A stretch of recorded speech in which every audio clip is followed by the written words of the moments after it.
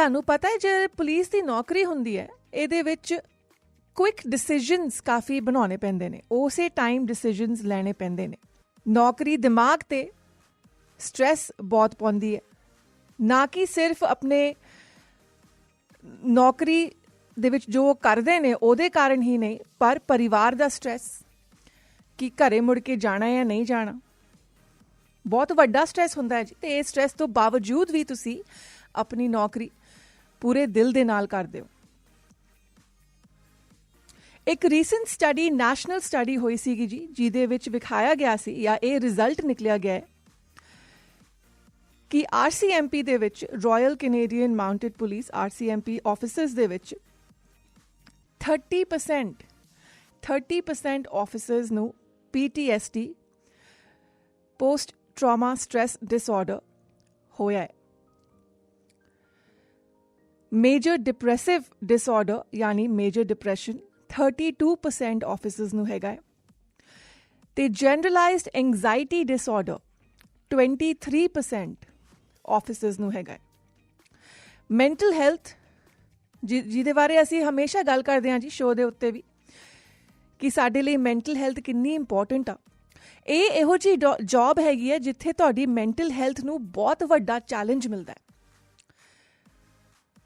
ਤੇ ਇਸ ਚੈਲੰਜ ਨੂੰ ਅਸੀਂ ਜਾਂ ਇਹ ਆਫਿਸਰਸ ਕਿੱਦਾਂ ਇਹਦੇ ਨਾਲ ਜੂਝਦੇ ਨੇ, ਕੀ ਕੁਝ ਕਰਦੇ ਨੇ ਆਪਣੀ ਜ਼ਿੰਦਗੀ ਦੇ ਵਿੱਚ ਤਾਂ ਕਿ ਮੈਂਟਲ ਹੈਲਥ ਇਹਨਾਂ ਦੀ ਇੰਨੀ ਡਿਸਟਰਬਡ ਨਾ ਰਹੇ, ਤੇ ਜੇ ਹੋਵੇ ਵੀ ਤੇ ਪੁਲਿਸ ਫੋਰਸ ਵੱਲੋਂ ਕਿਹੋ ਜਿਹੇ ਪ੍ਰੋਗਰਾਮਸ ਹੈਗੇ ਨੇ ਜੋ ਸਾਡੇ ਆਫਿਸਰਸ ਦੀ ਮਦਦ ਕਰਦੇ ਨੇ।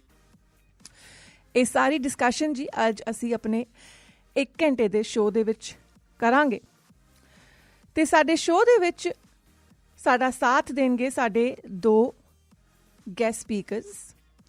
ਸਭ ਤੋਂ ਪਹਿਲਾਂ ਸਾਡੇ ਨਾਲ ਫੋਨ ਲਾਈਨ ਤੇ ਹੋਣਗੇ ਸਰਜੈਂਟ ਕੇਲੀ ਪੈਡਨ। ਇਹ ਕੰਮ ਕਰਦੇ ਨੇ ਜੀ ਸਾਰੀ ਪੁਲਿਸ ਦੇ ਨਾਲ, ਇਹਨਾਂ ਦੇ ਵੈਲਨੈਸ ਪ੍ਰੋਗਰਾਮ ਦੇ ਨਾਲ, ਜਿੱਥੇ ਜਦ ਇਹ ਪੁਲਿਸ ਆਫਿਸਰਸ ਨੂੰ ਟਰਾਮਾ ਦੇ ਥਰੂ ਇਹ ਗੁਜ਼ਰਦੇ ਨੇ ਜਾਂ ਐਂਗਜ਼ਾਇਟੀ ਜਾਂ ਡਿਪਰੈਸ਼ਨ ਦੇ ਥਰੂ ਗੁਜ਼ਰਦੇ ਨੇ। ਫਿਰ ਤੇ ਹੁਣ ਜੀ ਫੋਨ ਲਾਈਨ ਤੇ ਹੈਗੇ ਨੇ ਸਰਜੈਂਟ ਕੇਲੀ ਪੈਡਨ, ਉਹਨਾਂ ਦੇ ਨਾਲ ਗੱਲਬਾਤ ਕਰਦੇ ਹਾਂ। Hello miss Paden, welcome to the show. Hi, thank you so much for having me. Thank you for coming on the show on a weekend. We really appreciate it. And I'll just introduce you to our listeners in Punjabi a little bit so they know you better when we start our conversation. Sergeant Kaleigh Paddon ji 18 ਸਾਲ ਤੋਂ policing ਦੇ ਵਿੱਚ ਹੈਗੇ ਨੇ, ਤੇ ਸਾਰੀ police service ਦੇ ਵਿੱਚ ਇਹ ਪਿਛਲੇ ਤਕਰੀਬਨ 2 ਸਾਲਾਂ ਤੋਂ ਨੇ। ਸਾਰੀ ਪੁਲਿਸ ਤੋਂ ਪਹਿਲਾਂ ਇਹ RCMP ਦੇ ਵਿੱਚ ਵੀ ਸੀਗੇ, ਤੇ ਹੁਣ ਕਰੰਟਲੀ ਇਹ wellness unit at Surrey police service ਦੇ ਇੰਚਾਰਜ ਨੇ। ਤੇ ਵੈਲਨੈਸ ਯੂਨਿਟ ਕੀ ਕਰਦੀ ਹੈ? ਇਹ ਓਵਰਸੀ ਕਰਦੀ ਆ ਸਾਰੇ mental and physical wellbeing programs police officers ਲਈ, ਜੋ ਕਿ ਬਹੁਤ ਜ਼ਰੂਰੀ ਨੇ। So miss Paddon, we want to talk to you about this wellness program at Surrey Police Service. Could you give us a little brief about what this program is and why was it invented? For sure. So I think with the statistics that you just talked about, and how we know that mental health injuries like depression, anxiety, and PTSD have a big effect on our first responders, and not just our first responders, but also the civilian members that support us. It's a big impact. So I think we've realized now, luckily, that it's really, really important to care for the people who care for our community, because healthy police officers make really healthy communities. And if we are feeling mentally and physically well, then we can really participate well in caring for our communities in the way that they need. So our program, I mean, Surrey Police did a really incredible job in bringing me on. I was one of the first 50 or 60 police officers that was brought in to build Surrey Police Service and all the wellness programs. So we take care of so much that involves mental and physical well-being, because those are the elements that we really need to make sure that our police officers can respond well to those really, really hard days that our citizens have. That is true, and it's great to see such support system being there for our police officers. When was this Surrey Police Service established? When were these programs established? Yeah, so we've been in for a few years now. My badge number is number 84, and we started at number 22. So I was hired very early on. I was hired in the summer of last year. So I've been doing this for just about a year and a half with the Surrey Police Service. I have a background in physical fitness and nutrition, so it was a good fit for myself. And we really wanted to make sure that we were starting very from the beginning as we hired all these new police officers, because we're up to almost 400 now, that we cared for them from them right from the beginning, so that as soon as they came to Surrey Police, that they knew they were loved and supported, and we would have programs to care for them. That's amazing, because we all know how dangerous and how risky this job is. The probability of risk is extremely high. So it's great to know that at the back of your mind, you know there's a support system out there to help you. You have been here for some time. You have helped develop this program, not just execute it, but also from ground up. How was your experience so far? What have you seen and gone through with these police officers so far? Yeah, it's incredible because we're bringing on a lot of police officers from different agencies who have a lot of experience in policing. So with that, we found that those police officers really know that they want to be cared for. So sometimes it's as simple as when those police officers do have a bad day or go to a bad call, or it's been really, really busy lately, or we know they've missed dinner with their family, or they've missed an important birthday. Sometimes it's as basic as checking in on them, calling them and asking them how they're doing. Did you get some sleep after that file? Can we bring you a meal while you're stuck at a scene? Can we, come, if you're injured, come see you at the hospital? Can we get you or your family a ride somewhere? We call those like the creature comforts, all those things that make us feel connected and comfortable. So sometimes it's as basic as that. We love to go out and visit our guys on the road when they're working so hard. And then sometimes it's a bigger picture. We found that now that there's more Surrey police officers hitting the roads, we're having these critical incidents that you speak of, when we're faced with really, really difficult situations. And so for those, obviously the response is bigger, and we found that our members need a bit of a bigger response to that. And so we do a debrief or a diffusing after those incidents, where we can understand how we're feeling, we can get to the root of it, we can process it, and we can create a connection and a place in a police service where everybody is really comfortable sharing that. Because in the past, we have not created policing environments where we could do that, where we could be honest with our feelings or talk about mental health. So that's been really important. You know what I'm thinking, Ms. Paddon, is when we think about the police or the military or frontline workers, there's a certain degree of toughness involved, be it physical toughness, mental toughness. And with that, we do see, when people are mentally extremely tough, or they are in a place where they need to be extremely tough, it's not easy to showcase our emotions. It's not easy to speak our emotions. So in this particular program, how do you encourage very tough, extremely mentally, physically tough people to be vulnerable and speak their feelings out? You are so correct about that, and that's incredible that you can talk about that and acknowledge that, because that's kind of exactly how we end up in a tough spot, is because I always say you put this physical body armor on, because we wear armor when we work, but we also put a bit of an emotional body armor on too, right? We go out into the world, and we know we have to be a little bit harder than we want to be with our emotions. So what we found is really important is creating a space so that when our police officers and those supporting our police officers come back to the office or to come back to the work environment, they understand that that's home, that's a place where you can connect with each other. You can talk about it without a stigma. You can have a bad day. It's okay to not be okay, is something we say a lot. It's okay to take a day off. It's okay to say, you know what, for me, I'm struggling right now. We normalizing having emotion is a really big deal, because we've heard for so long that exactly that we don't have the emotion into it, or we seem stoic or hardened. So it's important that we do that while we're working, sometimes for sure, because we have to support our community. But it's really important that we create a bit of a shift in culture where we can connect with each other, we can be honest, and there's no judgment around that, because that's a really big piece, right? Is understanding that when you get back, we want you to decompress. We want you to take that physical and emotional body armor off. And it's okay to do that, because previously, like you said, we have felt like we needed to keep that armor on all the time. So we teach our police officers it's really good to have that armor on sometimes because it can be beneficial. But if you have it on all the time, it can be really damaging and really hard on our families and those around us, right? If we're not understanding those emotions. That's very true. And creating that safe space for them definitely helps in them being more vulnerable and talking about their emotions. You don't have to answer this if you cannot speak about this on a public platform, but if you can, we would love to hear any case that you have worked on or any example of a police officer going through stress after a particular situation and how your program helped them out.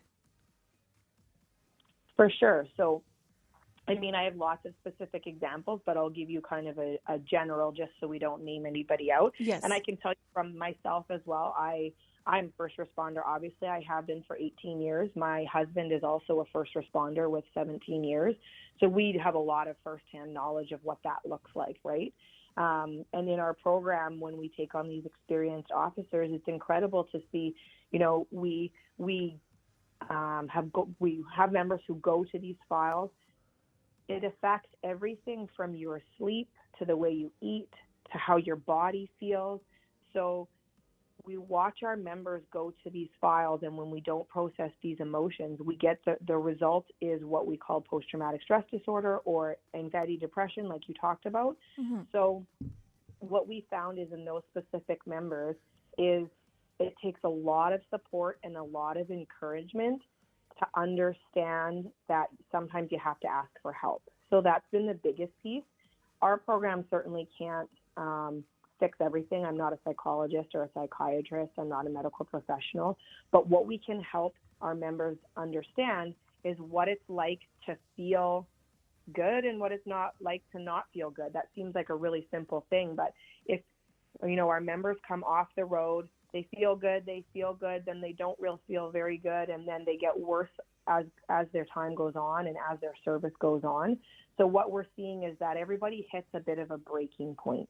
And for most of our members, that breaking point looks like really strained relationships with their family, really strained relationships with their coworkers, unregulated emotions. So you're angry all the time, or you're sad all the time, or you're not very good at your job anymore because you're finding it really hard to care for the community because you're not feeling very good. So we work really hard to encourage our members and their peers to recognize that in each other. So once we are able to recognize that, hey, you seem off, or hey, you seem to be having a bad day. I notice that you're not sleeping a lot. I notice that you're not eating a lot. And that's when we start to engage in the conversation about how can we fix this? What steps do we need to take to get you back to feeling better to where you are?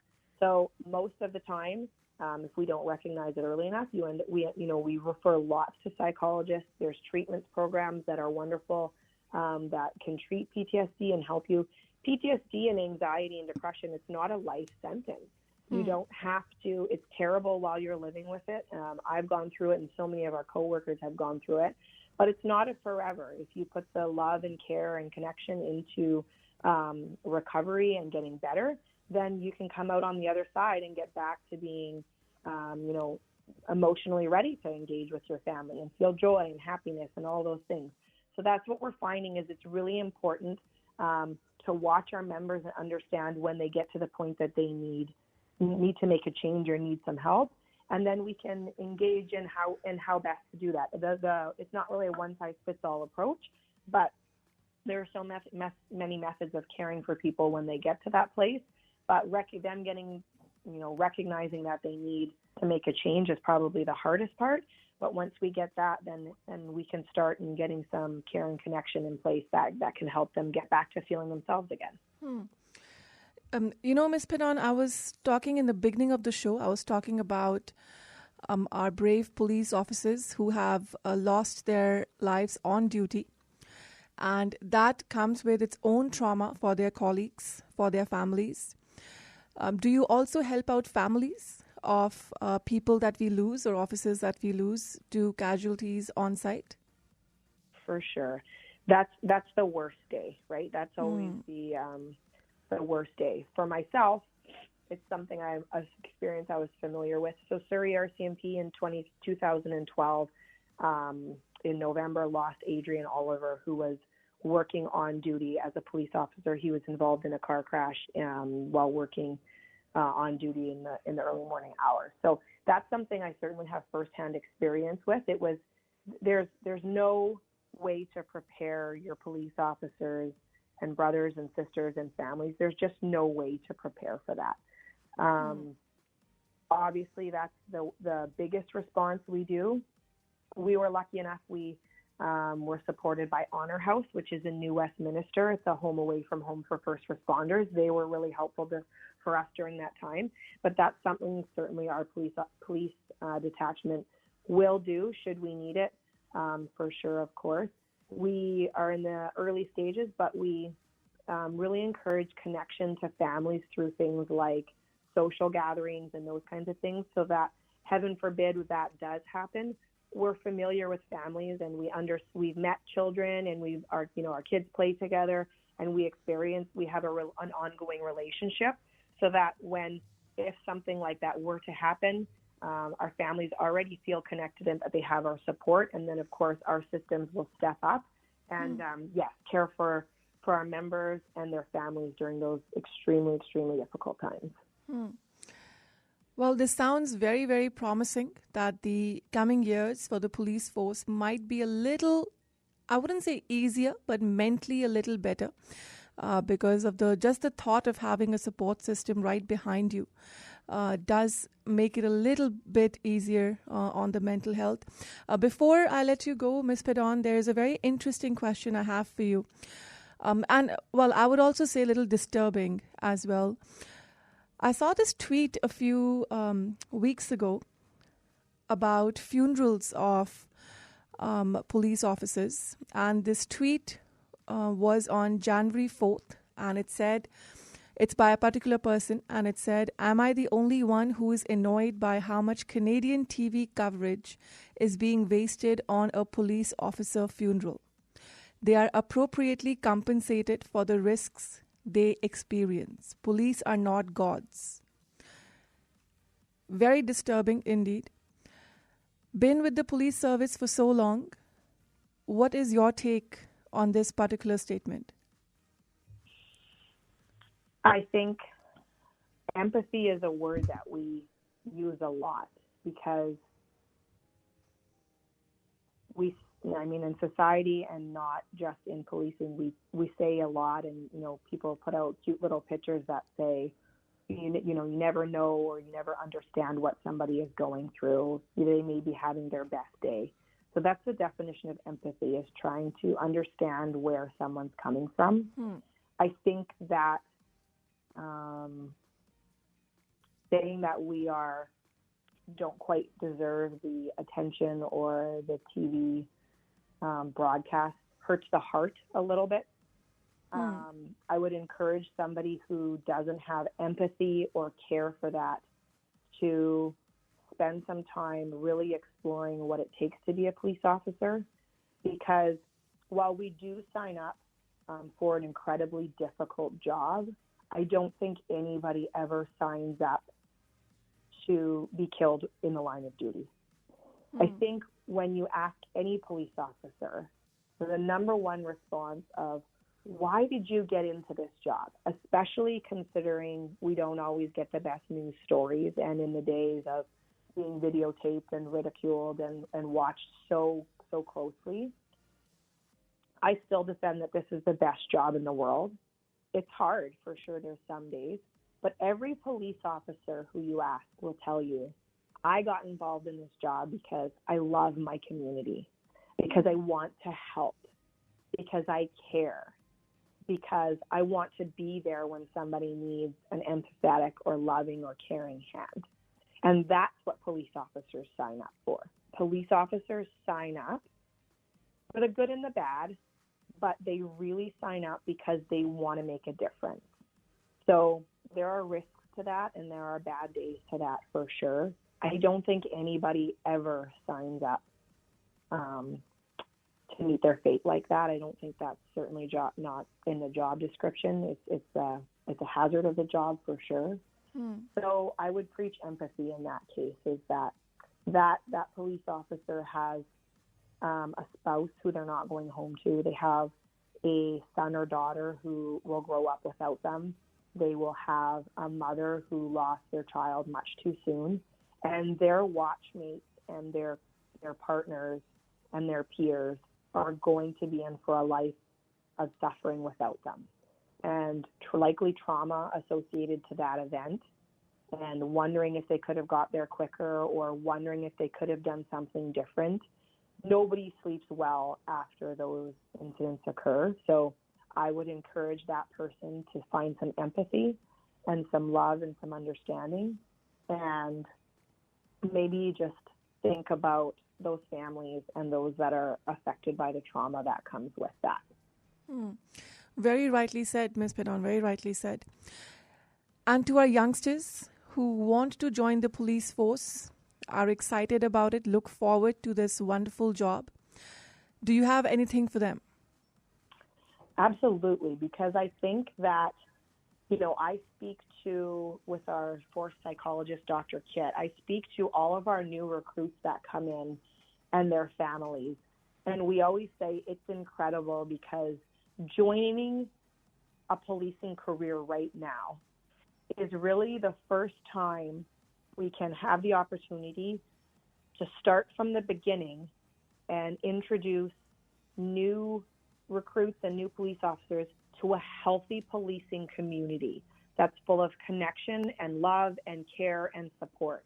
Because when I started and when a lot of my peers started, we didn't start out that way. Now we're trying to fix it, and now we know better. But it's incredible that these police officers and these first responders all across the board can have an opportunity to start in the very beginning. It's in their hands to bring in healthy change to this first responder universe. And we know so much better, so we can do so much better. So I think it's exciting to get into policing right now, or being a first responder, thinking that we can be the first generation, or they can be the first generation of healthy police officers. And think what that can do for your community, knowing what we know now about mental health and how can decompress after a file and care. It could be I feel like I've had an incredible career, but I feel like it could be so much more for people who want to be getting into policing right now. So I think it's an incredible opportunity. When you do it, make sure you do it right and you care for your physical and mental well-being and enjoy it, because it's a really great career. Well, thank you so much for your time today, Ms. Paddon. Really appreciate that. And we appreciate your time and all that you're doing for our police officers and for our community. Please keep up the good work. And if there's anything that we as a radio station can do to help out, please do let us know. Thank you so much. And thank you for drawing attention to it and speaking about the statistics and putting it out there about what we go through every day. It really means a lot to us. Thank you. Thank you very much. Thank you.